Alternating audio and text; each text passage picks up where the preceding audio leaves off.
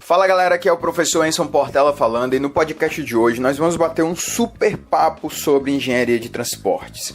Você sabe como o planejamento urbano de uma cidade é feito? Sabe como anda a logística desse país? Por que o nosso transporte ele é predominantemente feito por rodovias? Será que não deveria ser por ferrovias? E o que fazer para trabalhar nessa área? Todas essas questões serão discutidas e apresentadas neste bate-papo com o pessoal da Certare Engenharia, uma empresa que atua há quase uma década nesse mercado.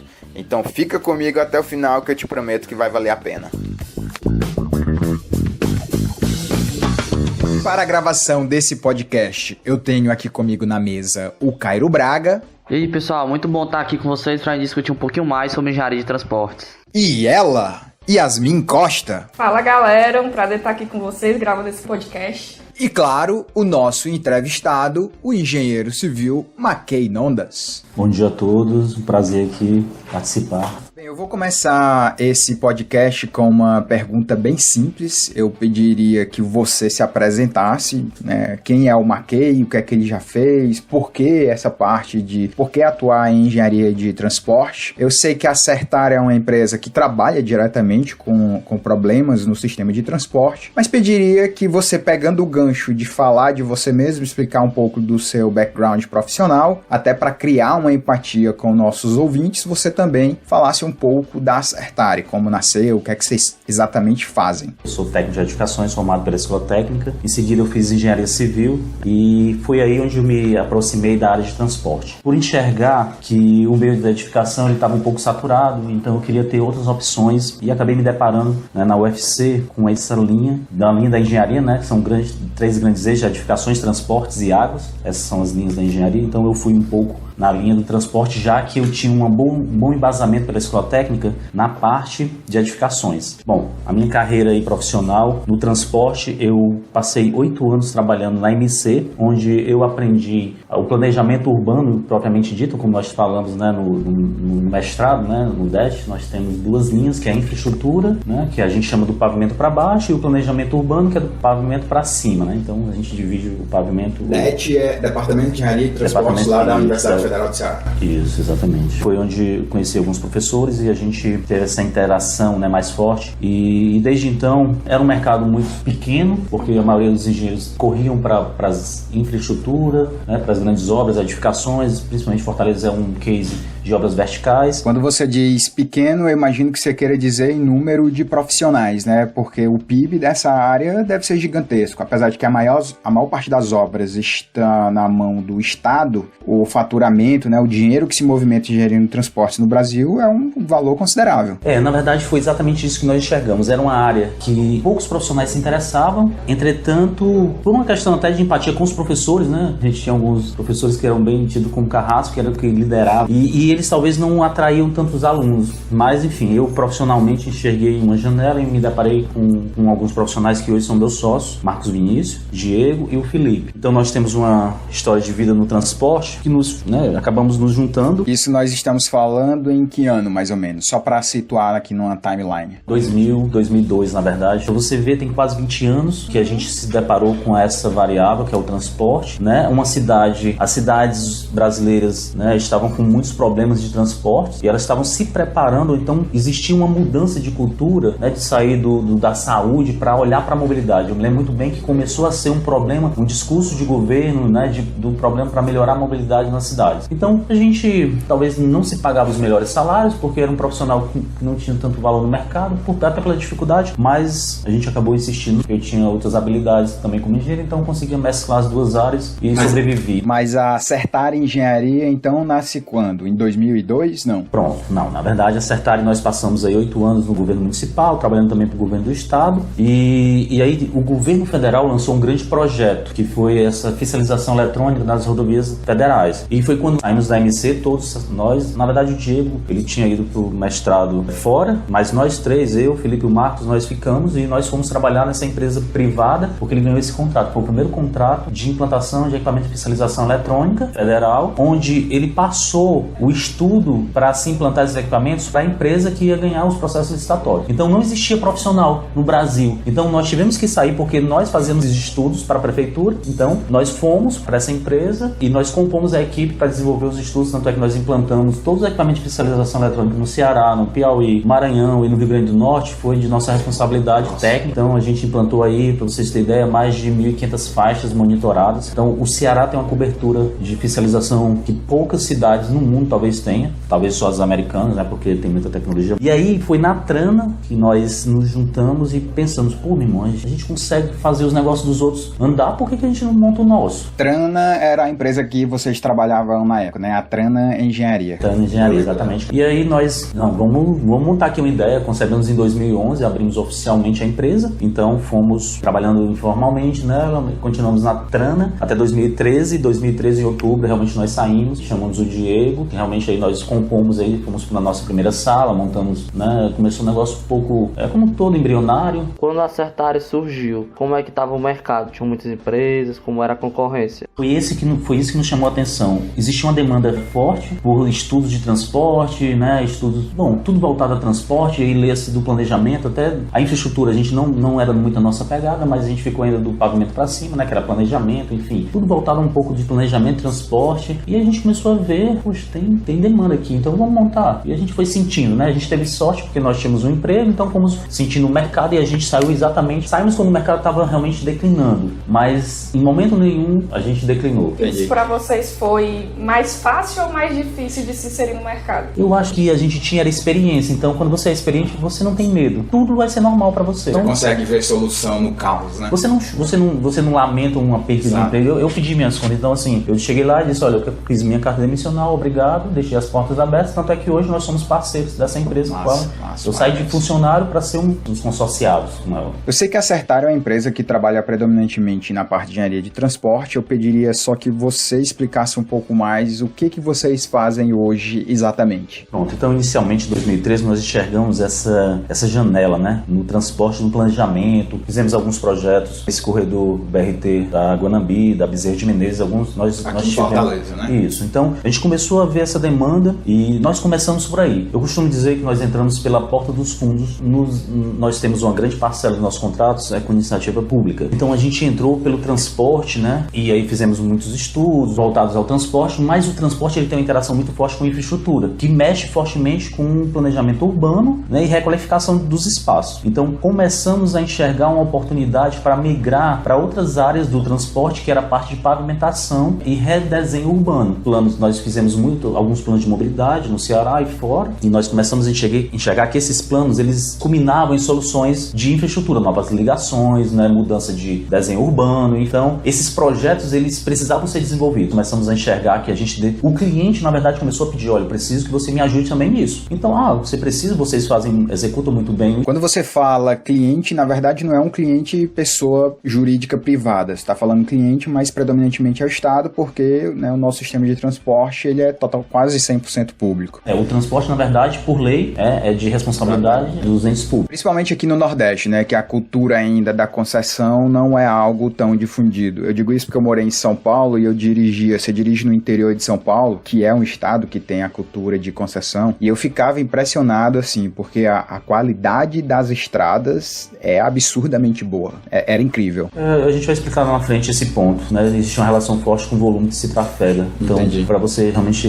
Tem uma concessão válida. Existe um modelo econômico para justificar. Bom, então assim, foi aí que nós entramos nessa área. Nós aí começamos a enxergar que a infraestrutura, e aí lê-se agora do pavimento para baixo, precisava de projetos, estradas, drenagem, saneamento, talvez menos a gente faz mais supervisão. Bom, então nós começamos a elaborar projetos também de infra e, consequentemente, redesenhos urbanos, que eu falo urbanismo e arquitetura. Então a gente faz praças, requalificação de lagoas. Então nós abrimos o leque a partir do transporte, que eu chamo do planejamento de transporte. A gente conseguiu enxergar a parte de infraestrutura, que é, né, desenho de estrada, que a gente pensa que nunca vai fazer. É igual o prédio que a gente pensa que nunca vai calcular, mas a gente consegue calcular uma estrada tranquilamente. E depois a gente mexe muito com sinalização, né, que eu ainda chamo do pavimento para cima. Então foi a partir da sinalização que a gente começou a enxergar novas soluções. Existe uma solução barata, que é a sinalização, existe uma solução mais cara, que é a infraestrutura. E, consequentemente, a parte de urbanismo, porque existe uma interação forte dos planos de mobilidade com o desenho urbano, né? Ligando, requalificando vias, espaços, calçadas. Então, a Certare, ela migrou muito para essa parte de... A gente enxerga hoje a Certare como ter um leque de opções para o cliente, porque a gente enxergou que os clientes, eles tinham demanda. E nós percebemos que na engenharia, tanto como na arquitetura, as pessoas se limitam muito. Eu sou um calculista, eu sou um analista de tráfego, eu sou...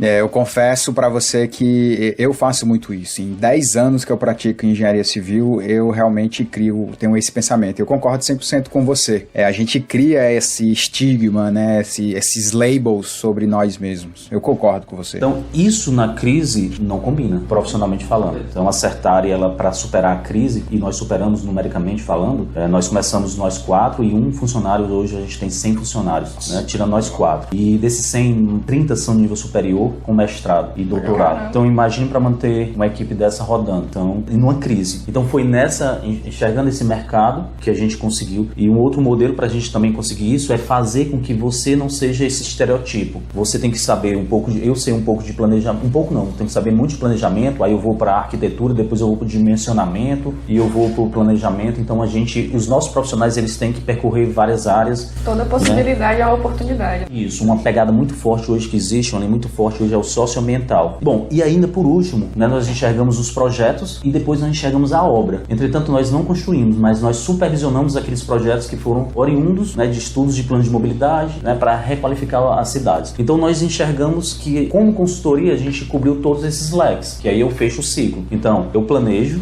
eu dimensiono, eu estudo e viabilizo economicamente, eu executo os projetos que esses estudos de viabilidade econômica apontaram, e aí depois eu supervisiono as obras que são produtos. Então, a Certare, ela está fechando esse ciclo, né? Bem, você falou aí várias vezes em mobilidade e planejamento urbano. Eu, particularmente, como engenheiro civil, eu ando na rua e eu observo, eu acho que isso é um problema sério no Brasil. Eu acho que a gente está muito aquém de como deveria estar. Usar uma frase conhecida, eu acho que a gente tem que melhorar muito para ficar ruim. Tão não legal que está, digamos assim. Você imagina, por exemplo, você que tá me ouvindo aí no seu carro, você que tá ouvindo aí, tá no ônibus, olha assim pro lado, olha pra rua em si. Imagina você sendo cadeirante e tendo que percorrer esses espaços que estão ao seu redor. O quão difícil é a vida de uma pessoa que, digamos assim, fisicamente ela tem alguma deficiência.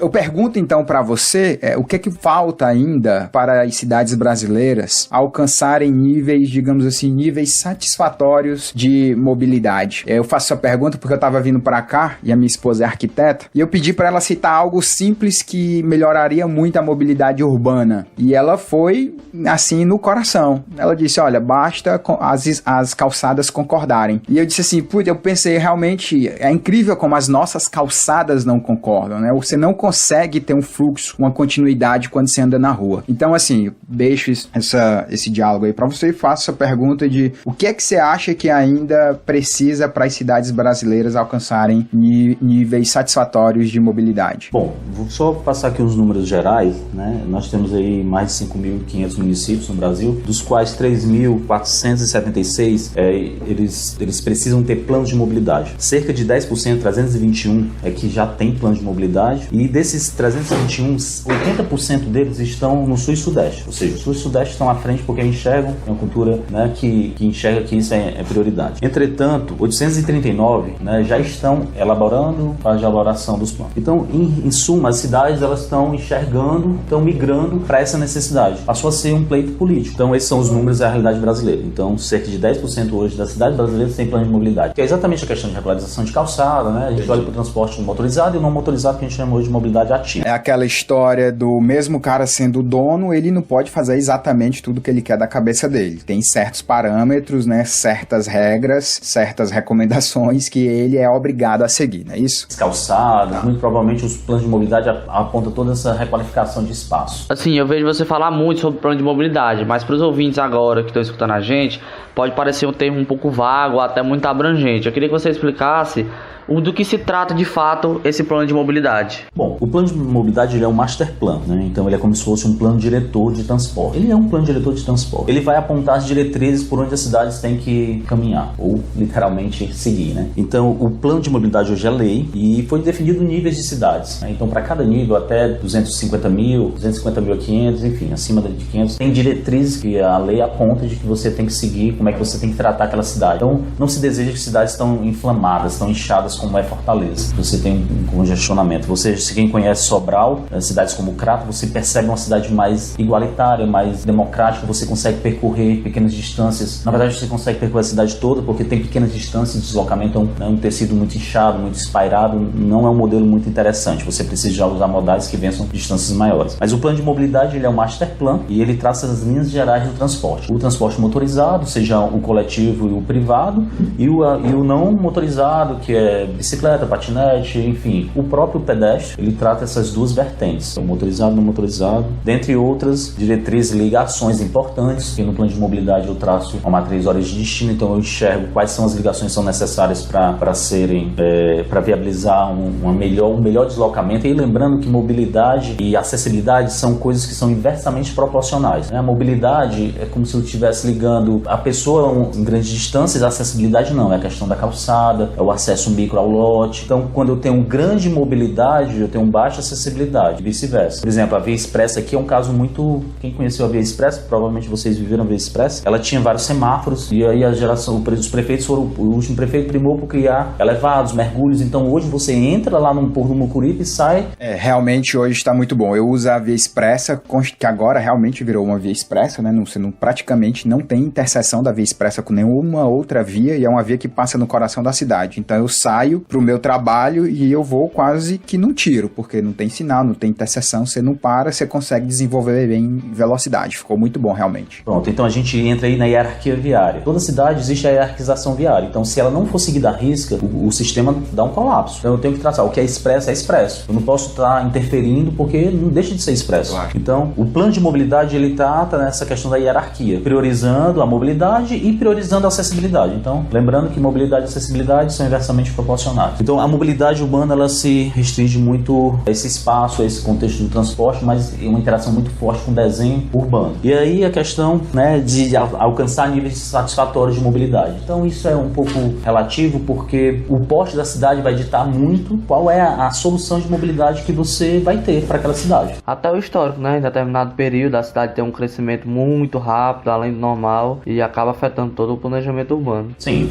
Existe por exemplo, São Gonçalo é uma cidade para mim que ela inchou devido a algum... São Gonçalo não, o Pecém em específico, né? Porque o Porto, ele é um grande polo atrator. O Porto do Pecém, para quem não sabe, é uma região aqui onde foi criado esse novo porto, né? O Porto do Pecém, aqui no norte do Ceará. Ele está fora da cidade, né? Ele não faz parte do município de Fortaleza. Até mesmo você ter um porto que não esteja associado a uma grande cidade para não estrangular, porque você tem um trânsito de caminhões e você não quer tumultuar o trânsito da cidade. Então, o Porto do Pecém, obviamente, quando você cria um porto, você tem que levar mão de obra, você tem que levar uma série de coisas, você leva desenvolvimento para o local, então acaba que você está ali num pequeno município que deixa de ser pequeno porque ele vai inchar de gente, mas o município ele não consegue crescer na mesma velocidade do número de pessoas que fica chegando por conta do desenvolvimento que está sendo feito. Então, assim, o plano de mobilidade, ele, né, eu diria que a gente tem que pensar soluções, cidades talvez de porte menor, talvez quem viveu fora sabe que as cidades, na Europa, até nos Estados Unidos, elas não são tão grandes, assim, não existe muitas pessoas morando, né, como aqui a gente tem quase 3 milhões, Fortaleza tem uma densidade habitacional gigantesca, né, uma das maiores do Brasil, enfim, então a gente tem que pensar a mobilidade e esses níveis satisfatórios realmente é uma relação muito forte entre porte da cidade, né, mas com certeza a priorização sempre do pedestre, né, do transporte que polui menos, que são os não motorizados, e também no caso do motorizado tem que ter o espaço para cada um, lembrando isso, né, eu não posso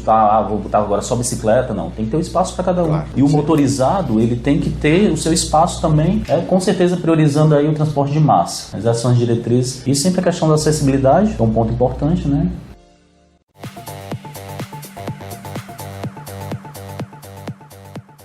bom. Você tinha falado aí, né, pegando agora o gancho aí da gente falando sobre via expressa, que não adianta eu batizar uma via de via expressa se eu não dou condições de tráfego para que ela seja de fato uma via expressa, né? Ou seja, eu evite a interseção com outras vias. Uma vez eu vi, e aí é por curiosidade, imagino que quem esteja nos ouvindo também tenha essa curiosidade, uma vez eu vi que a contagem do tempo de sinal verde e vermelho, ela era feita, eu vi um cara assistir uma palestra, isso eu ainda estava na faculdade, o cara falando que existe um sensor que é colocado no pavimento alguns metros antes do sinal. E aí esse sensor, ele consegue captar quantos carros estão passando sobre ele, né, sobre o sensor, e fazer a contagem de quantos carros passaram ali e vão ficar parados no sinal, e a partir disso, ele consegue fazer uma engenharia reversa, né, ele consegue calcular o tempo que o sinal deve ficar aberto para que aquela quantidade de carros que passou sobre o sensor tenha tempo suficiente para atravessar a via. Isso realmente existe? Foi implantado? Como que verdadeiramente é feita a contagem do tempo de sinal verde e vermelho? Pronto.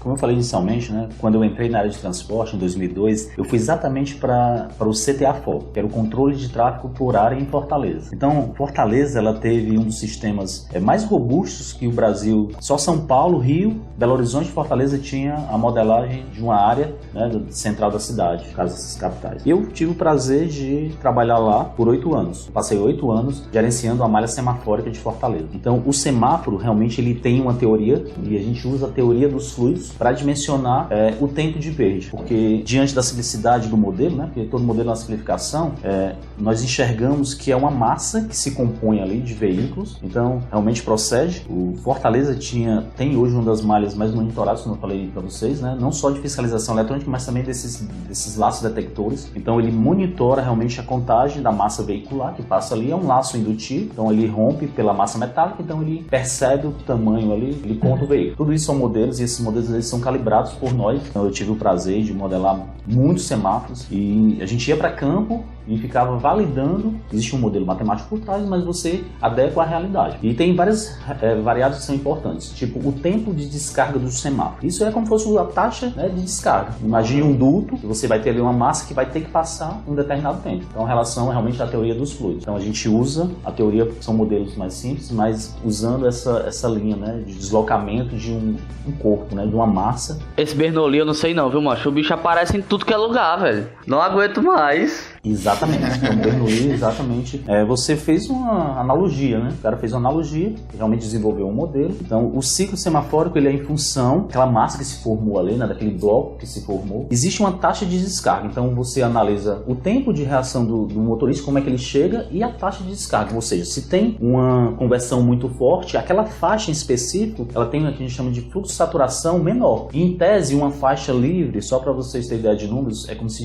imagine uma BR dessa que interruptamente não tem nenhuma interrupção, então passa 1.800 veículos por hora. Então, se você contar, se você jogar, ela só passa 1.800 veículos por hora. No máximo, talvez, dependendo do tamanho da faixa, as pessoas conseguem. Então, existem números que limitam. É uma questão física. Então, é uma questão realmente física. Você não consegue passar mais carros do que aquele. Então, se tem uma conversão, já baixa. Se tem um retorno, já vai para 600. Né? Se tem uma conversão, já baixa para 1.200 veículos por hora. Então, esses números vão balizando. E tem o journey time, também é como se fosse o tempo para ele chegar e montando essa fila. E tudo isso dimensiona-se o ciclo semafórico. Uma coisa muito importante que Fortaleza tem, né, que o modelo de Fortaleza tem tempo real. E permitia você calcular para toda a malha. Uma das grandes, eu acho, pegadas do engenheiro é essa visão sistêmica. Eu não posso olhar um ponto, eu tenho uma malha. E uma das coisas mais interessantes que eu vejo na programação semafórica é que ele não é só um gerenciador de conflito. Nós chamamos o semáforo de gerenciador de conflito. Porque se você apagar um semáforo, aí todo mundo quer passar, então eu batizo ele como um gerenciador de conflitos. Mas eu também consigo regulamentar a velocidade de um pilotão. Então, como eu falei, é uma massa que se desloca. Pode até ter um gaiatinho ou outro que queira andar na velocidade mais alta. Mas nós fazemos a onda verde, que é uma progressão que eu consigo. Quando eu abro esse semáforo, eu abro outro. E aí, o que é que eu tenho entre um semáforo e outro? Eu tenho distância. E se eu tenho um tempo, então eu tenho o quê? Velocidade. Então, nós sabemos que a inclinação da reta dá exatamente por tempo e distância da velocidade. Então, eu estabeleço, por exemplo, as vias de Fortaleza, a gente deixava 40 km por hora. Só para esclarecer, 40 km aqui que você fala não é a velocidade da via, né? 40 km é a velocidade média que ele consegue desenvolver de um sinal para outro, certo? Não é a velocidade instantânea, mas por mais que ele queira, o pilotão ele precisa andar naquela velocidade, porque o semáforo não adianta, você vai andar mais rápido, o semáforo vai estar parado. Aí depois você anda. Utilizando a velocidade média do trecho, né? Exatamente. Ou seja, eu tenho um semáforo e outro, eu tenho distância. Eu estabeleço aqui um tempo para ele andar. Então essa inclinação de reta eu tenho exatamente. Então nunca esqueça, gente. Uma das coisas mais legais que eu falo e eu percebo é que todo o trabalho que nós fazemos tem todas as matérias que nós estudamos na faculdade. Desde a física, da topografia, do cálculo diferencial. É impressionante como é uma combinação dos conhecimentos, por isso que a gente tem que estudar realmente bem na graduação, porque você vai usar isso na prática para resolver problemas grandes, problemas reais e sistêmicos, porque é com isso que você resolve. Então a grande pegada da coordenação semafórica é você permitir, né, uma coordenação no qual você consegue não só gerenciar os conflitos, mas também estabelecer a velocidade de um pilotão, uma velocidade mais segura, que garanta ali um acidente menos grave. E outra coisa importante é o tempo de esses semáforos eles tinham uma comunicação em tempo real. Só falando um pouco dessa tecnologia que eu acho importante, além de gerenciar a malha, né, e então eu dizia que a minha grande contribuição para a sociedade era exatamente isso, né? Eu achava que eu diminuir 1 segundo no semáforo, otimizar o tempo, era como se eu estivesse multiplicando por cada pessoa que passa ali. Legal.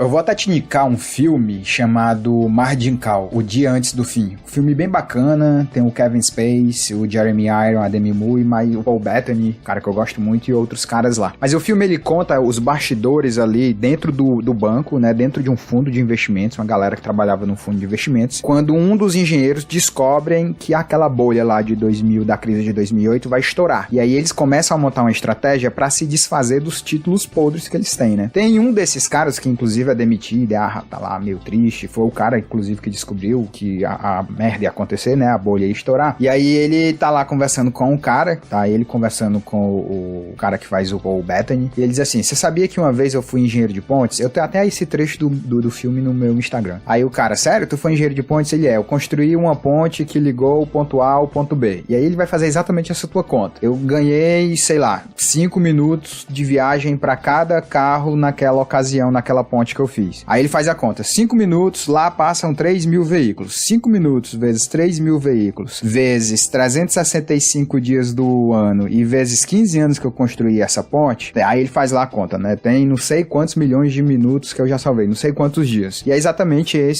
nesse raciocínio aí que você tá falando. E realmente essa é a nossa grande contribuição. Então a gente trabalhava, era um trabalho realmente que nós enxergávamos todos os semáforos, porque a gente estava no sistema, então você enxergava a rede, e você identificava problemas, gargalos, então você otimizava, você mudava a fluxo de saturação, para que toda a malha, né, sistemicamente falando, o modelo era interessante, era um modelo em inglês, e ele realmente era de uma eficiência, ele era em tempo real, porque eu percebia as mudanças e eu também fazia as mudanças em tempo real. Então foi uma experiência única e que nos deu muita credibilidade nesse mundo do transporte, porque quem gerenciou ou passou por um controle desse, teve uma experiência de planejamento muito grande, que nos deu realmente abertura no mercado. Cara, pegando um gancho aí do que você tá falando, hoje a gente ouve muito falar em Smart City, né, as cidades inteligentes. Todo lugar que você vai, isso é a nível mundial. Eu mesmo estive no TRB, né, o Transportation Research Board, que é uma feira, aliás, eu indico para todas as pessoas que estão nos ouvindo. Se você tiver um dia a oportunidade de participar de um TRB, participe. O TRB é meio que um congresso, conferência, meio que feira. Sem dúvida nenhuma, é o maior encontro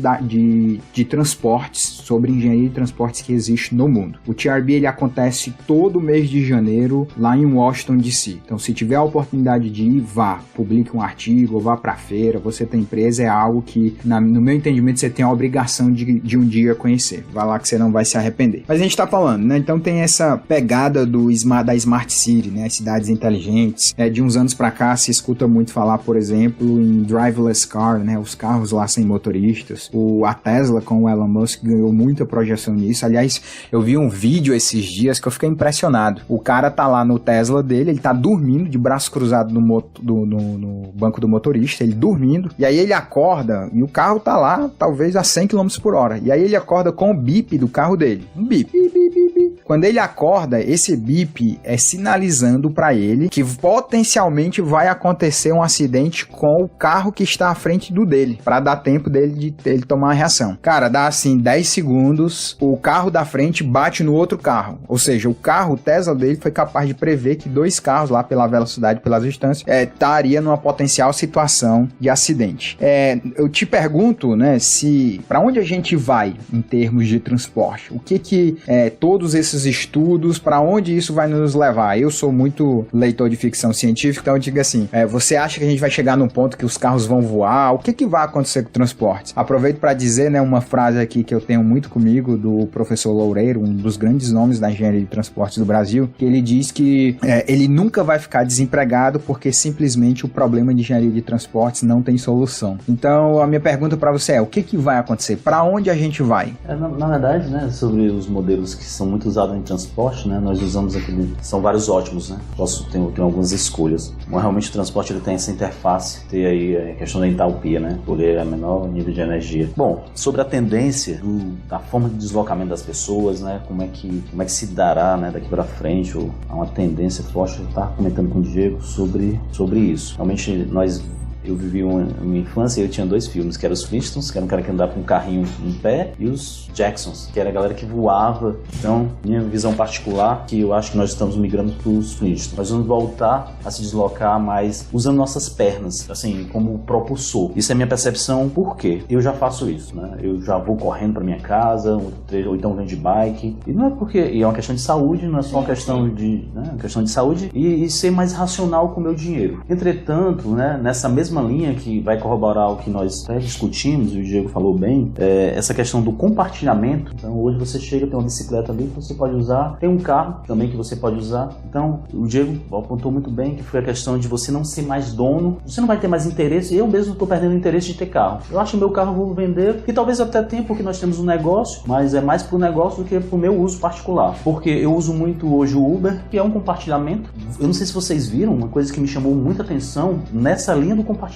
Locadores de carro, a indústria automobilística ela teve um crescimento bem acentuado nesse último ano, porque as locadoras começaram a comprar carros para alugar para pessoas para usar tipo como Uber, 99, são aplicativos que... Isso está ficando cada vez mais comum. É como uma casa, né? O cidadão não tem dinheiro ou não tem interesse de comprar a casa, ele também não tem dinheiro ou não tem interesse de comprar o carro, ele tem a possibilidade agora de alugar o carro. E não é tipo alugar o carro por diárias, como já é um comércio que existe, um mercado que existe há muito tempo. Se aluga o carro pelo ano e fica pagando mensalmente. É o mesmo princípio lá de aluguel de uma casa. Olha a disruptura. Olha que um aplicativo, um cara que tem uma ideia de carona conseguiu fazer em uma cidade no Brasil, porque talvez, eu não sei como é nos Estados Unidos, mas me parece que já tem gente usando para ganhar dinheiro. O Brasil usou o aplicativo, eu poderia usar ele para dar carona no meu carro. Eu não ia ganhar, era indiferente para mim. Eu ia fazer aquela rota todo dia. Mas hoje, as pessoas estão ganhando dinheiro porque... Então assim, olha como o brasileiro é inteligente. E aí pegou uma questão do transporte. O transporte é um meio, né? Eu costumo dizer que ele é um meio, não é o fim. Se a gente pudesse transportar, seria perfeito. Entretanto, ele é uma saída para se dar renda nesse país. Uma coisa importante, mais uma vez, o social. A gente fala assim muito de engenharia, mas nós engenheiros temos que ser mais humanos, né? Então todas as soluções de nós, principalmente nós que tivemos o privilégio de estudar um pouco mais, é de ser mais humanos nas nossas soluções. E essa é uma solução extremamente humana, né? Viabilizou o bem-estar para algumas famílias, democratizou o transporte, porque na minha infância, andar de carro como se fosse um táxi, era coisa pra gente rica. Então hoje é extremamente acessível, é mais barato usar Uber do que eu mandar ajeitar o meu carro. Eu colidi, eu vou gastar um valor de mais de 10 mil reais. Se eu pegar 10 mil reais e transformar em deslocamento de Uber, é muito mais inteligente. Fora o PVA, fora o aluguel, seguro.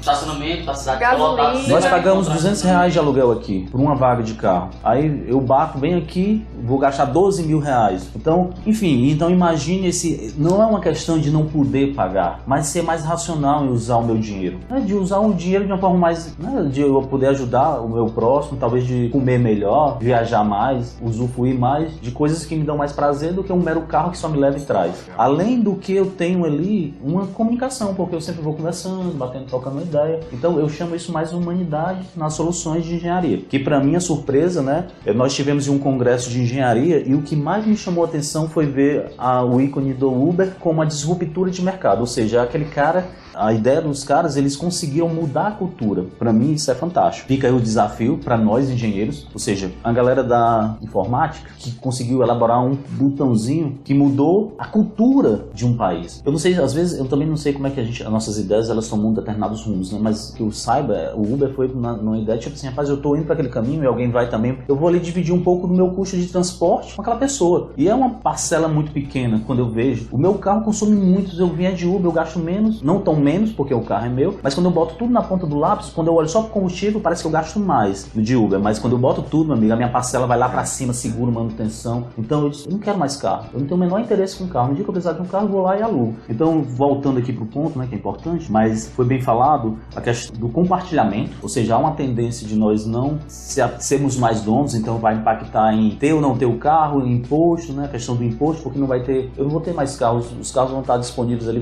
vai haver uma disposição, então eu vou pegar uma bicicleta, depois eu pego um metrô, pego um ônibus, então esse compartilhamento, essa intermodalidade vai permitir com que você consiga se deslocar mais, gastando menos e uma coisa muito importante, distribuindo renda, porque eu vi um número que Fortaleza perdeu, meu amigo, 70 milhões de passageiros. Houve um decréscimo, né, no número de passageiros transportados no sistema de transporte público. Municipal.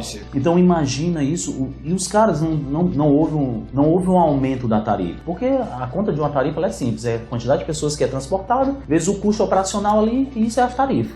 A meia, quem paga sou eu, que sou pai. O meu pai, ele pagava a minha meia, então esse negócio de meia é balela. Alguém paga a meia, e é geralmente o pai ou a mãe, enfim, né? Então, o que eu quis dizer é o seguinte, uma parcela dessas pessoas que estavam andando de ônibus começaram a optar pelo Uber, porque é mais barato eu vir de Uber da Barra do Ceará pra cá do que eu pegar, se eu somar o custo de Uber, se vier 2 pessoas, já bate o ônibus que nós dois vamos gastar. Então, começou as pessoas a optarem por essa, eu enxergo a distribuição de renda. Então, saiu uma parcela desses empresariados que detêm o poder, né, de realmente transportar, então é legal, eles têm um poder legal, e o cara tá pagando ali, alugando um carro, às vezes o carro nem é dele. E é um tipo de modelo de negócio que é muito efetivo, assim, né? Porque você vê, por exemplo, aqui em Fortaleza, eu sei que foi uma das primeiras, acho que foi a segunda do Brasil a utilizar esse tipo de aplicativo. A gente tem um aplicativo aqui recém-inaugurado, a funcionar e tal, que é o Top Bus, que ele funciona como se fosse um Uber juntos, só que para transporte coletivo. E aí as pessoas colocam para onde elas querem ir, bota a sua rota e ele vai traçar a sua rota passando onde todo mundo tá, como se fosse um ônibus com a rota personalizada, entendeu? E ele vai tratar isso como se fosse um Uber juntos, e ele divide o valor pelo pessoal e sai bem mais em conta, e é um tipo de modelo que até prefeituras em si, né, estão adotando, para você ver como é revolucionário, assim. Então assim, hoje, né, o carro ele é um motivo, ele é um bem ainda muito caro, né, é um bem que realmente tem um valor muito... Mas assim, uma coisa que eu vejo é como a percepção do carro mudou, né, como as pessoas veem o carro mudou. Eu te falo isso porque eu me lembro que na minha adolescência, né, você ter um carro, o carro sempre foi sinônimo de status para a minha geração, né, para nossa geração. Então você ter carro, andar de carro, aquilo te dava um poder, né, te dava uma, vou até usar uma palavra que eu não gosto muito, mas que tá meio na moda, né, aquilo te empoderava de um jeito assim que era absurdo. Cara, eu sou do interior e eu lembro que com 14 anos eu já dirigia carro, que é muito comum no interior. Olha, 14 anos eu já tinha uma motos, né, acredite ou não. Obviamente nem carteira habilitada eu estava ainda. Mas aí eu lembro que lá pelos meus 14, 15, talvez 16 anos, eu fui para um aniversário de uma amiga minha e pela primeira vez os meus pais deixaram eu sair no carro sozinho, né? Eu dirigi o carro sem ter nenhum adulto do meu lado. E eu lembro, cara, que eu cheguei naquela época, sei lá, anos 90, tô falando aí de um Corsazinho, aquele Corsazinho meio bola, e, né, eu cheguei no aniversário, assim, com a sensação de que eu era o fodão, cara, que eu era o garotão, porque eu tava num carro, num Corsa, né? Mas eu tava no carro, eu tava dirigindo sozinho, porque essa era a percepção da época. Você ter um carro, como por exemplo, na época dos meus pais, era a cultura de você ter sua casa. Meus pais financiaram a casa deles em 30 anos. Por quê? Porque existia a cultura de ter a casa própria. Mas em questão ao carro, eu falo hoje com os meus alunos, né, uma molecada de 20 e pouquinhos anos, cara, ninguém mais assim, você tem carro porque é uma obrigação, mas não é mais o sonho dele, não é o sonho de consumo do cara mais ter um carro, entendeu? Essa percepção, ela mudou radicalmente. Eu acho isso incrível. Uma coisa importante do carro, eu tenho duas coisas que na minha cabeça, né, nesses meus aí quase 20 anos de transporte, eu tenho isso muito muito forte. Eu enxergo o carro como se fosse uma armadura, né? Na época medieval, os cavaleiros, eles tinham uma armadura que empoderavam eles. Então o carro, ele te dá essa mesma, uma analogia, né? Então ele é uma armadura, ele te deixa imponente. E a outra é que eu concordo plenamente que a nossa geração, ela foi muito influenciada, não sei se pelo modelo americano, né? O americano, pela questão da indústria lá ser mais forte, automobilística, é uma questão de mercado. E ele percebeu que o ser humano, né? Ele tem essa pegada da vaidade. O homem, talvez, um pouco mais olhando para esse objeto, que seria o carro. Mas o carro, quando ele foi criado, ele é um carro de passeio. O nome é veículo de passeio. Nós é que deturpamos não, usamos de uma outra forma, né, para se deslocar. E aí começou os movimentos pendulares, coisa muito importante. Só para esclarecer, movimento pendular que você fala é aquela pessoa que faz o trajeto sempre casa-trabalho, né? Um pêndulo. Ponto A, ponto B, ponto A, ponto B. Quando você ascende profissionalmente, talvez, independente de cada profissão, você precisa de uma mobilidade, né, e se deslocar mais. Então, talvez o carro ele é extremamente eficiente. Então, mas isso era o que eu ouvia quando eu estava estudando transporte na faculdade. Mas hoje eu percebo que essa disruptura, o compartilhamento, né, a questão da autonomia, que aí são veículos mais inteligentes que conseguem prever, né, várias situações, até congestionamento, não só acidente, mas congestionamento, então já muda a rota. Isso vem mudando realmente a importância. Então, assim, porque assim, quando eu saio de carro, eu preciso pensar que eu não posso bater, porque eu tenho um ônus com isso. Depois eu me preocupo com a menor rota, porque eu não quero gastar muito combustível. Então, a tua cabeça, ela se envolve naquela proteção, naquele estudar o melhor caminho, o menor esforço para que o seu carro tenha a menor desgaste. Quando eu estou usando o compartilhamento, não é meu, entendeu? Eu estou ali, na verdade é legal quando eu uso o Uber, eu estou conversando com o cara outras coisas, batendo um papo. No WhatsApp. Ou no WhatsApp, que para mim... Negócio, então eu preciso trabalhar no meu deslocamento. Gente, eu desisti de carro, sair daqui de carro, porque eu levava 1 hora. Correndo eu levo 45 minutos. Vocês acreditam que eu correndo, eu levo mais rápido que de carro? Parece mentira isso. E não é. Aí eu tô praticando meu bom exercício, sou um cara, né, que garanto além minha saúde, talvez uma exposição a outra, um assalto, mas prefiro... A gente tá exposto de qualquer jeito, né? No carro mais ainda, eu diria. Que você para no sinal, você tá totalmente vulnerável. É o que eu digo, pai. Pelo menos correndo, você já está correndo, né? Já tá na rota de fuga. Mas eu enxergo, né? Eu acho que o futuro é nós usarmos mais, né? Por uma questão até também de nós enxergarmos a saúde, né? Porque realmente o carro ele traz você é algo fácil também. Tem a questão do estresse, tem a questão também de você... Né? Nas cidades a velocidade ela é menor, mas nas estradas você também pode vir a se acidentar e da fatalidade. Enfim, eu vejo uma tendência, um futuro mais promissor, mais humano. Correndo o risco aqui de fugir um pouco do contexto, eu li uma pesquisa da CNT, uma pesquisa que inclusive tem caráter anual, né? Todo ano ela sai, falando um pouco dos modais de transportes no Brasil e sua representação percentual no sistema de transporte de cargas brasileiros. E aí você vê esse resultado de pesquisa, você vai olhar, né? Você vai aprender que historicamente, algo como 50% a 60% do transporte de cargas no Brasil, ele é feito por rodovias, o que, segundo alguns artigos que eu já li, isso é um pouco, digamos assim, colocado de forma não ótima. Porque o que acontece? Vários journals e trabalhos científicos que você analisa por aí, você vai ver que todos eles indicam que países de dimensões continentais, como Índia, China, Estados Unidos, Rússia e, claro, o Brasil, esses tipos de países que têm dimensões e distâncias muito grandes deveriam ter seu transporte de carga feitos majoritariamente por ferrovias, uma vez que o custo da tonelada transportada é imbatível, ele é mais baixo quando ele é feito por ferrovias. Eu queria a sua opinião sobre isso. Você acha que realmente é um contrassenso nós brasileiros estar na contramão? Porque se você for olhar, né, esses países Rússia, China e Estados Unidos, a maior parte, principalmente que eu sei, né, Rússia e China, a maior parte do transporte de cargas de fato é feito por ferrovias e, né, no argumento de que sai bem mais barato. A gente tá nessa contramão, é um contrassenso. Por que a gente não tem tanto investimento na ferrovia? Porque historicamente ferrovia é algo que, vamos colocar assim, é algo desprezado no transporte de carga brasileiro. Bom, vamos lá. Realmente essa parcela, né, eu chamo isso aí da divisão modal, transporte de cargas e de passageiros no Brasil, ela realmente, historicamente, ela oscila em torno de 60% a 61%. para ser mais preciso. A última pesquisa está a 60,1%, apontando 60,1%. Tudo que é transportado vai pelo meio rodoviário. E aí a gente entra num ponto, ainda falando, né, dessa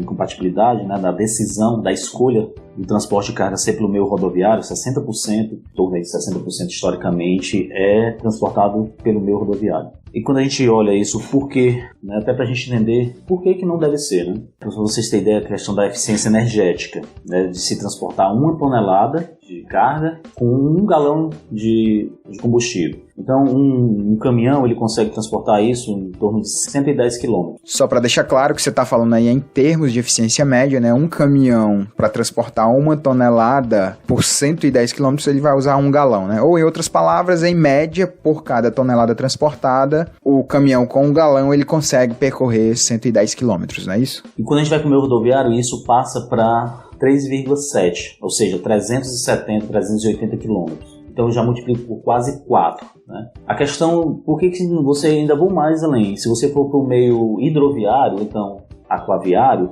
nós vamos para 9,980, ou seja, quase 10 vezes mais eu saio do rodoviário para o aquaviário. Né? E eu estou 4 vezes mais ali para o ferroviário. Por que não se fala muito do hidroviário? Porque não é todo país no mundo que tem uma malha hidroviária como o Brasil tem. Hoje o Brasil seria mais interessante o hidroviário porque tem uma capacidade de transporte de tonelada muito maior. Tanto é que hoje no Mato Grosso nós fizemos um estudo que é um plano diretor de transporte para o estado do Mato Grosso. E lá vocês sabem, né, que o grão ele é muito, muito forte, né? Não só a pecuária, mas o grão, né, é um dos maiores produtores de grão do Brasil. E a gente tem esses commodities aí muito forte na nossa produção, infelizmente, né, na industrial de tecnologia. Mas vamos lá. Então hoje eles estão preferindo entrar mais ainda no Brasil para encontrar rios e desses rios saírem pelo meio aquaviário do que sair de Mato Grosso e ir até o Porto de Santos ou Paranaguá, enfim, no Paraná ali para distribuir essa carga, além de ter os gargalos, né, nessas regiões, nessas megalópolis,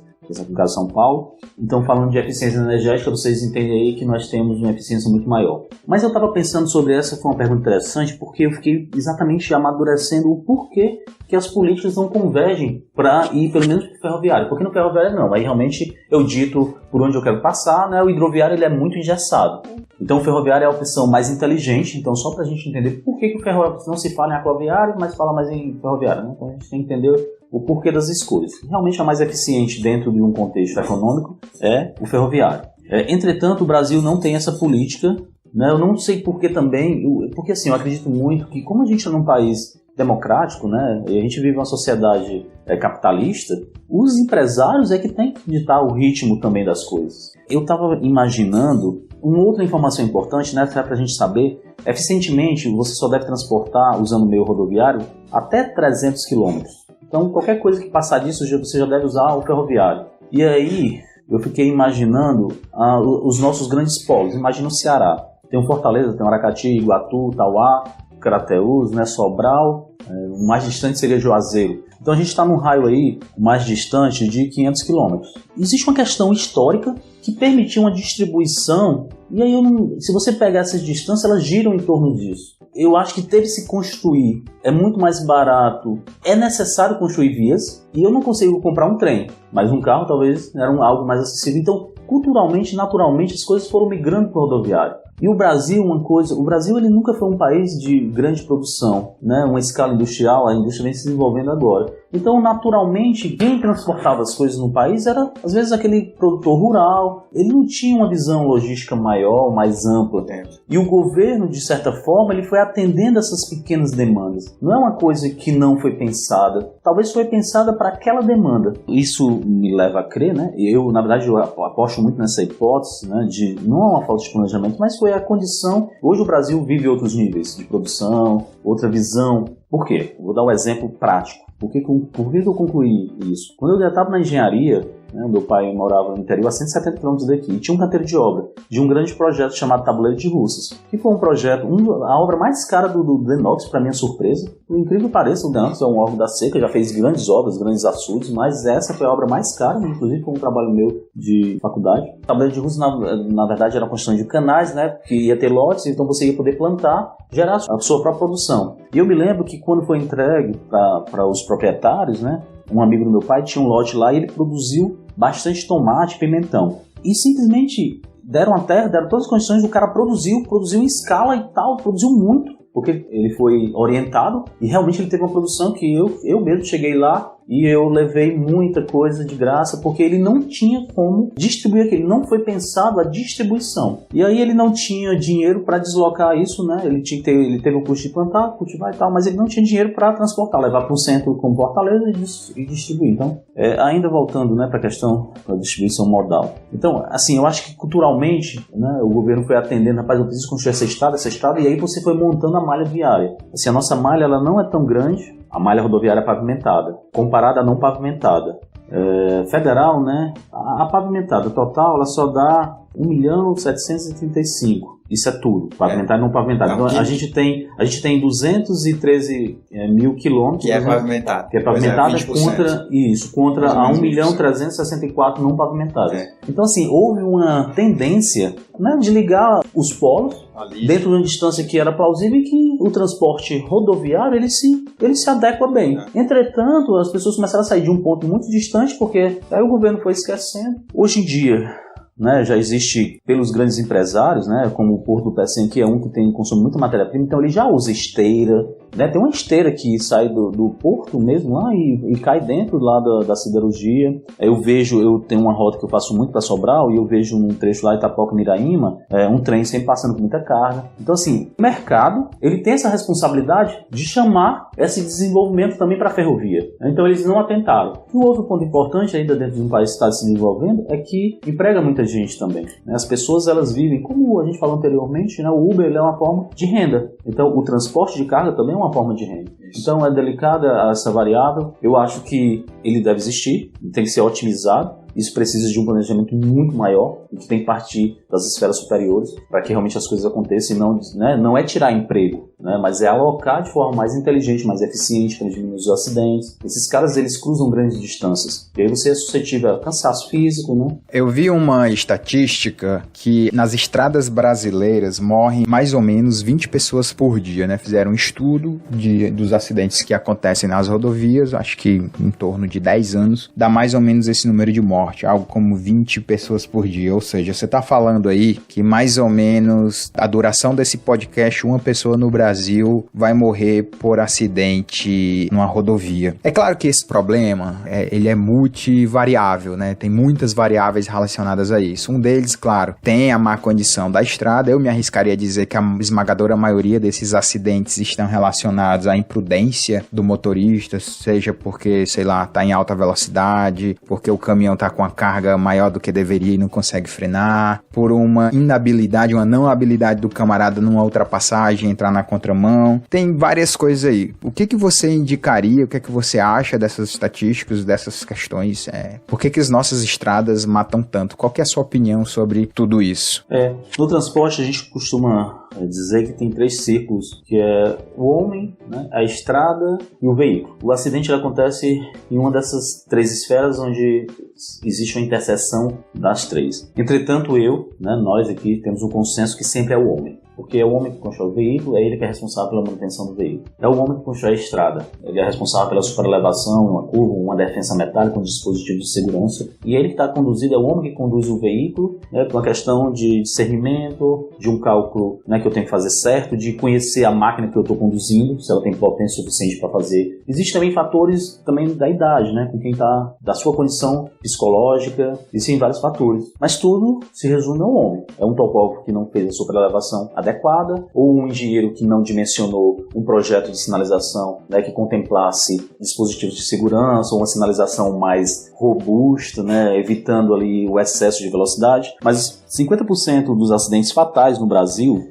acontece por imprudência ou embriaguez. Então isso, né, o alcoolismo e a imprudência, ou seja, a falta de obediência, ela está muito relacionada. E aí a gente converge para o homem. Eu tive alguns amigos que estudaram nos Estados Unidos e trabalharam comigo. E era engraçado, quando eles voltavam dos Estados Unidos, saiu daqui com a nossa cultura, mas quando ele voltava e aí ele dirigia comigo, ele viu uma placa de 60 km por hora na BR-116, no quilômetro 9. Meu amigo, eu ando a 120 km naquele trecho, e ele não podia passar dos 60. Eu disse, cara, por que tu não quer? Não, meu amigo, tem uma placa ali de 260, e ele já era um cara maduro. Imagina, nós trabalhamos juntos, ele foi para os Estados Unidos e nós continuamos envelhecendo igual, né?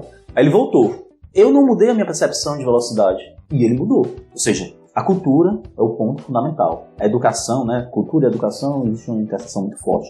Então, o ponto importante, cultural. Vou dar um exemplo clássico, talvez vocês não, porque são mais jovens, talvez eu e o Enzo, talvez vivemos um pouco isso. Mas antigamente os nossos pais não usavam cinto de segurança. Cara, eu diria que até hoje no interior, né, pegando o gancho do que você tá colocando aí, que é verdade, até hoje no interior de qualquer cidade aqui, de qualquer lugar do Brasil, ainda é muito comum você encontrar aquele motoqueiro lá que, sei lá, tá em casa, pega a moto, sai de short, blusa e havaiana e acha que tá blindado, entendeu? Que tá na situação de controle total num eventual acidente. Isso é muito comum, nem capacete o camarada usa. Meu pai mesmo não usava cinto de segurança. Ele veio começar a usar cinto de segurança agora, quando as vezes começaram a ser vídeo monitoradas, né? Mas antes disso, antes de mexer no bolso dele, não usava lá nada, tu acha? Pois é, bicho, mas é exatamente a droga do dinheiro, né? Muito olhando pro dinheiro. Ah, o meu bem caro que é o carro, o meu bem caro que me dá status é o carro, é a moto. Mas, doutor, a gente tá prezando por vidas. Eu perdi muitos amigos do interior também, né? Eu não vivi no interior. Perdi 3 amigos em acidente. E eu perdi muitos amigos, mais de 10. De escola mesmo, assim. Eu perdi um cunhado, quase perdi uma irmã no mesmo acidente. Então, assim, gente, eu não sou adepto à bebida alcoólica. E eu vejo que, eu falei, mais de 50% está associado ao alcoolismo ou à imprudência. Eu dirijo muito. Eu ando muito de carro nas estradas. E eu ando profissionalmente, né? Porque é o meu trabalho. Não sou caminhoneiro, mas eu me desloco muito e eu estudo as estradas do governo do estado. E eu não gosto de andar no final de semana, porque no final de semana que tem aquele motorista que anda na cidade. Então ele não sabe dimensionar bem a ultrapassagem, ele anda muito displicente ajustando ali o rádio ou até vendo o celular, só que as velocidades na estrada elas são muito maiores, então o tempo de reação é muito menor. Então você não tem muito tempo. Aqui na estrada, aqui não, você bate, as velocidades são menores, o acidente ele não tem um impacto, é mais danos materiais. Na estrada não, geralmente vai ser um fatal. Então, as estradas, né, esse termo, eu acho até forte, mas realmente é o homem que mata, né? Por uma questão de educação, ou falta dela, por uma questão de conscientização, né, de não dirigir ali com um nível de lucidez adequado. Então, eu associo muito, né, a imprudência. Olha, e você que teve essa experiência fora do Brasil, você deve saber muito bem. O meu sócio, ele fala, nos Estados Unidos, parece que para você comprar uma bebida e andar dentro do carro, você tem que colocar dentro de um saco que não seja visível. Então, assim, o meu sócio, ele ia sendo deportado porque estava conduzindo a bebida. Ele nem bebeu. Ele estava no banco de trás levando... É verdade. Quem quiser sair na rua bebendo tem que usar aquele saco de pão lá. É regra, né? Você não pode beber na rua. Aliás, você até pode beber na rua, mas sua bebida, sua garrafa tem que estar dentro de um saco de pão. Então, assim, por que lá funciona e lá os índices... Não sei se vocês sabem, mas Fortaleza conseguiu... Eu estou há muito tempo no transporte, né? Como eu falei, desde 2002. E os números que eu vi eram 20 mortos, 19 mortos, né, por cada 100 mil habitantes aqui em Fortaleza, e Fortaleza tentando brigar para baixar, e essa última gestão ela chegou a 7, que é um número abaixo, que seria 10, indicado pela Organização Mundial da Saúde. Então Fortaleza conseguiu, com essa política de redesenho urbano, né, de divisão modal mais igualitária, de redução de velocidades. Por exemplo, eu sou um morador da Barra do Ceará, então eu vi muita gente morrendo na Leste-Oeste. Então não foi a ANC que me disse que morria gente. Só para esclarecer para o ouvinte de outros lugares, a Leste-Oeste é uma via aqui conhecida, importante, que faz o perímetro de parte do litoral de Fortaleza.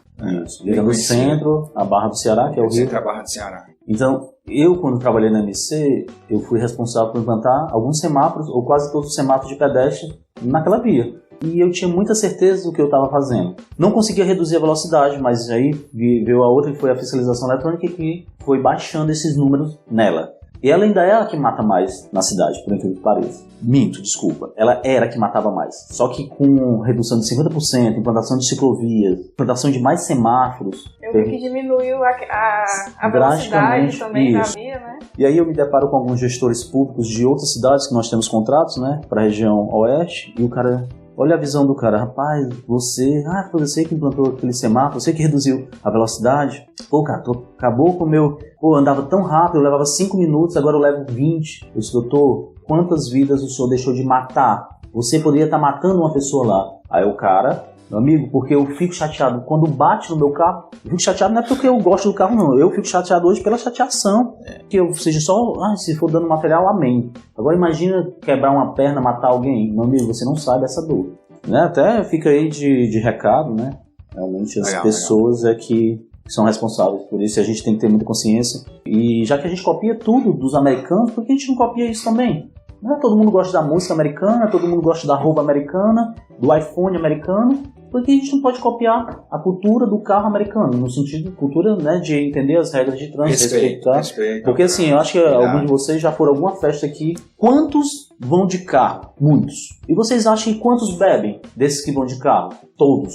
Porque eu que não bebo, eu vou de Uber. Então assim, eu espero que essa cultura, né, que as pessoas bebam, morram de beber. Vire a perna lá, não tô nada contra quem bebe não. Agora só tenha consciência de você voltar, deixa seu carro lá, volte de Uber, então vai de Uber e volte de Uber. Entrando um pouco nessa questão dos óbitos, né? Eu sou uma pessoa que passo todo dia na BR-116 e você tá falando muito da imprudência dos motoristas, né? E na BR-116 a gente vê que também há muitos óbitos, mas porque os pedestres eles não atravessam pelas passarelas, mas eu também vejo que as passarelas são muito distantes uma das outras. Então assim, eu queria saber um pouco mais sobre o que você tem a falar sobre a BR-116 e como que é calculada essa distância entre essas passarelas. Só para esclarecer, isso não é um problema da BR-116, né? BR-116 que liga o Ceará ao Rio Grande do Sul. Isso é um problema de grandes vias brasileiras, né? Grandes BRs, principalmente BRs que tem muitas faixas, porque o que vai acontecer? O camarada tá lá, precisa atravessar esta rodovia. E aí ele olha para a esquerda, não tem nada. Ele olha para a direita, vê que tem uma passarela que tá a 1 quilômetro dele. Pô, é óbvio que em algum momento ele vai cair a ficha de dizer, cara, eu não vou andar até a passarela, eu vou simplesmente me arriscar aqui e tentar cruzar essas 4, 5, 6 faixas que tem aqui na minha frente. O problema é que vai ter um belo dia que esse camarada pode dar um vacilo, né? Cochilou, calculou a velocidade do carro errada, tá lá o camarada andando a 120 por hora e vai haver uma colisão e certamente ali quem sai perdendo é o pedestre. A BR-116, ela foi construída na década de 70, esse trecho duplicado. Então vocês conseguem imaginar a BR-116 na década de 70? Não devia ter habitação ali, devia ser um trecho no meio do nada, assim, jogado. Exatamente. Com uma condição de pista, imagina 3 faixas, com uma faixa de marginal, uma faixa de 3,50, que isso dá uma condição de velocidade altíssima para quem está se deslocando de carro. Então, é uma pista de corrida, uma linha reta. Quem planejou, e aí vamos lá, um outro problema que ainda transcende um pouco antes, a cultura do engenheiro rodoviário. A Certare, ela enxergou, né, uma brecha muito grande entre o planejamento urbano e o planejamento rodoviário rural. Não existiam engenheiros que faziam essa interseção. Eu não sei se vocês estão entendendo o que eu estou querendo dizer. A BR-116 é um trecho rodoviário que tem um perfil rural, seção rural, mas que ela está inserida no meio do tecido urbano. Um professor nosso, né, o título a ele, o mérito dele, o professor Bosco, ele dizia que era uma grande cicatriz no tecido urbano. Uma BR dessa é uma cicatriz, né? Porque ela deixa marcas literalmente. E ela também tira a comunicação entre os vasos. Porque a cicatriz nada mais é do que a falta de comunicação entre os vasos na hora que foi rompida ali. E isso realmente sangra ali. Porque assim, não existe uma comunicação boa. Você divide a cidade. A cidade, na verdade, quem é rico mora da BR para cima e quem é pobre mora da BR para baixo. Então, quem mora da BR para baixo, saiba-se que você é tido como pobre. Classe média baixa. Tem brincadeiras à parte, né? Mas isso é importante porque, assim, voltando, quem pensou a BR à época, quando ela foi construída, ele foi visionário em perceber que precisava dar uma supraestrutura porque o modelo era de valorização do transporte individual. Entretanto, né, ele não tinha muito adensamento, né, não tinha muita residência, eram muitos vazios urbanos, nós chamamos de vazios urbanos. Então ele foi dispondo as passarelas a uma distância equidistantes ali. Existem também variáveis econômicas. Olha, imagina bem, eu estou aqui tomando uma decisão. Eu fui chamado para fazer um projeto rodoviário. Eu me deparo com um trecho extremamente erro, mas eu tenho um valor para gastar em passarela. E eu não vejo muita demanda para passarela. Ainda mais considerando que você falou, né? Projetar algo no meio do nada. É como a gente projetar hoje uma estrada no meio do nada e aí analisar ela agora em 2070, né? Vai ser algo completamente diferente. A cidade cresce ao redor da estrada porque a estrada naturalmente leva desenvolvimento. Mas o detalhe é esse. Foram visionários pro carro. Não foram visionários pro pedestre. E aí, naquela época, o modelo era a valorização do veículo automotor individual. Então, existe uma parcela de culpa de quem projetou. É aquela história, o gestor não, vamos fazer uma mega estrutura, mas esqueceram do ser humano. Mais uma vez, onde nós nos destacamos, os nossos projetos, eles são mais humanos. Por isso que a nossa missão é aproximar pessoas, de qualquer forma que seja. É construir um ambiente mais igual, mais democrático, para que todos tenham seu espaço, né, todos sejam respeitados. Então, naquela época, infelizmente, o engenheiro rodoviário ele não tinha essa cultura, porque, inclusive, gente, eu me deparo hoje com os profissionais do algo superior, que é o DENIT, e eles continuam dizendo, olha, o nosso objetivo é ligar A a B na menor distância e no menor tempo. Doutor, hoje tem planos de mobilidade que regem que quando uma BR passa por dentro da cidade, ela tem que obedecer às leis. Então, assim, eu não posso, um órgão ele não pode vir, eu vou continuar. Então, é por isso que eu falei que um dos nossos grandes cases realmente é a BR-116, o estudo, né? Nós fizemos a Guanambi, fizemos também o BRT da BR-116. Tá nessa briga aí de quem é dono de quem, então o DENIT não larga o osso, mas é uma necessidade hoje de ter semáforos. Por que eu vou colocar uma passarela, meu amigo? Vocês têm ideia de qual é a dimensão de uma travessia de uma passarela com dentro das regras de acessibilidade? Ou seja, eu seguindo a 90-50, ela dá para um trecho de seção ali de 40 metros de pista, ela dá 250 metros para o pedestre se deslocar, ou seja, aquele zigue-zague subindo, não sei o que, quando eu somo tudinho dá 250 metros. O cara olha 40 metros, bicho. Então, assim... Fora a questão da segurança, né, que às vezes tem um cara ali só te esperando você fazer aquele zigue-zague todo. E aí, infelizmente, né, até voltando à questão do semáforo, o semáforo de pedestre também ele tinha esse problema, o cara aperta a botoeira, o semáforo vai te assalto. Então, existe esse fator de segurança que é mais uma variável que nós temos que colocar no nosso cálculo. Infelizmente, voltando à BR-116, ela foi construída há quase meio século, né? Então ela tinha uma outra configuração, o tecido urbano era outro, as necessidades eram outras. Hoje ela não precisa mais de passarela, ela tem que garantir uma travessia em nível, tem que ter semáforo ali. Por que tem que ser uma BR? Se já está totalmente adensado, se moram pessoas, se as pessoas existem um desejo de travessia porque elas vão e vêm, a solução mais inteligente é jogar a parada para o meio, porque aí ele só vai atravessar a meia pista. Ele tem que atravessar de um lado para o outro, de uma forma ou de outra. No momento ele vai ter que atravessar a pista toda, e aí o risco é maior. A passarela ela não é uma solução tão inteligente, eu prefiro desnivelar para o carro. Quem tem mais força é o carro, então sobe o carro. E o pedestre... E tem outro fator aí que o carro não tem escolha, né? O carro ele obrigatoriamente vai trafegar por onde você colocou a tua via. Já o pedestre não, né? O pedestre ele tem poder de escolha, ele pode ir pro lado esquerdo, lado direito, enfim, para onde der na telha dele.